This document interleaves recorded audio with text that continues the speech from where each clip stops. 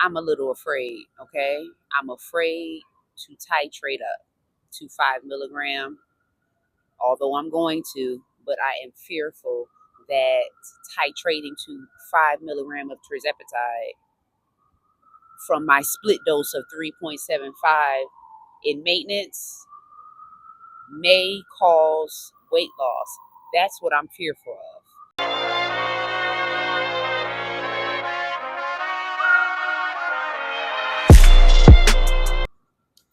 It's Jasmine Nicole. Welcome and welcome back to Weight with Jazz. So, y'all, I'm a little afraid, okay?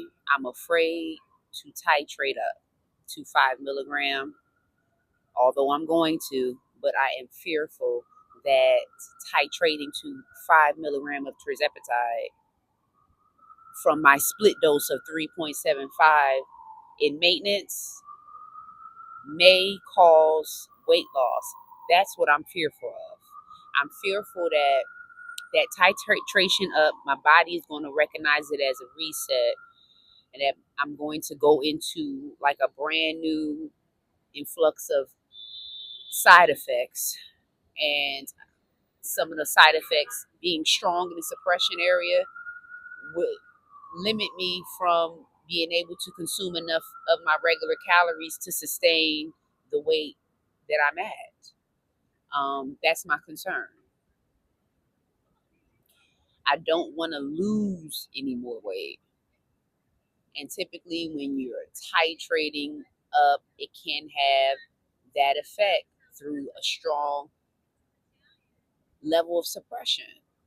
I remember being on 5 milligram. I titrated from 2.5 way in the beginning of the game of GLP1 medication. When I started at 2.5 Zepbound pen, then I gradually transitioned over to Tirzepatide compound. Did 5 with Tirzepatide compound. I felt I needed a little bit more after a period of taking 5 milligrams, so then I opted for 7.5. However, maybe that was too soon, because when I got the 7.5, the 7.5 was too much for me. That's why I split the dose. That's the reason why I was taking 3.7, because it was too strong. Like, I mean, I couldn't even keep up with my water consumption to a point. I mean, I just knew I had to have it, but it pretty much blocked out my sensation for drinking fluids, for eating pretty much anything. It was very strong. And this is not even a 10 and up. This was 7.5. Um, so I'm imagining, now that my body is used to 3.75 of the 7.5, I'm imagining me titrating to 5 milligram would, or may, I mean, fingers crossed, may give me an influx of those same side effects. And then ultimately, I will end up being more pounds down. And I don't want to be more pounds down, okay? I need to be in the 125 to 130 bracket, you know? So that's my dilemma. Well, I'm not going to say it's really a dilemma, because it's not going to prevent me from titrating to 5. I'm just, just going to pray for the best, because I mean, going up to 5 milligram is appropriate. I'm at 3.75, and the snack noise, food noise is out of control. So this is solely to treat food noise. And because this is solely to treat food noise, I don't want it spinning into weight loss. See, I would say that's the dilemma. Let me correct myself. That is that little dilemma there. We're trying to keep this maintenance treatment of food noise only, and not weight loss. You get what I'm saying? But I need some food noise suppression.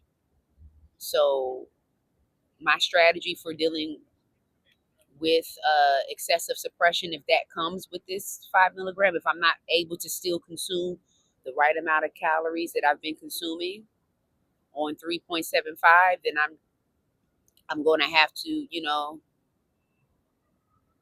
reincorporate protein shakes and all that. Like, I'm not a protein shake drinker, but I mean, I will have to supplement something if the suppression comes at that level. We're going to see.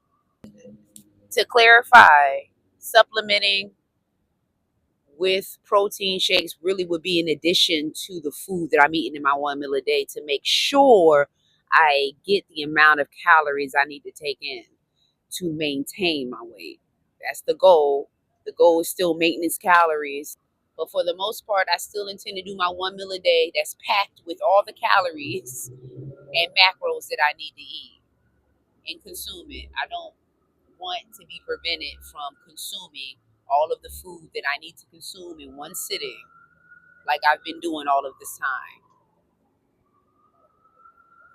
So we'll see how it goes. Praying for the best. I believe it should be okay, but this just sounded an alarm for me of something to think about.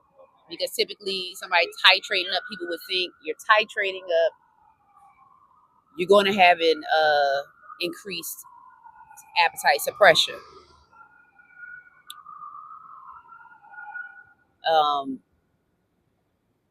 But that's not this case. You know, I don't intend to have appetite suppression. Strong appetite suppression. I hope that doesn't occur. I intend suppression of the food noise. I want the appetite suppression to be moderate pretty much. You know, it could be a little bit more than what I am now, but not to the extent where I feel like I cannot consume the amount of food that I'm consuming now. That's what I don't want. I want to continue to consume the amount of food in my honking horns. We in the city. We in the city, folks. So just keep that in mind. Sorry for that, but some things I have no control over. I don't want the heavy influx. That's where I left off here. The heavy influx of suppression. I want it to remain pretty much where it is, or a little bit more. Like I said, I want to eat my food like I eat now in my 1 meal a day session. My issue is with the food noise that comes beyond my snacking session. I have a snack session that I allot every day. I'll have my evening snack. I don't want to surpass that. And this food noise is putting me in a position to surpass that. And it's getting out of control. So that's my concern. My concern is not wanting to lose any more weight. Although I have to titrate up to 5 milligrams for food noise suppression. I want my regular suppression to be at an appropriate level for me to be able to consume what I'm consuming now. And I'm just like, I didn't know I had to think about all this, okay?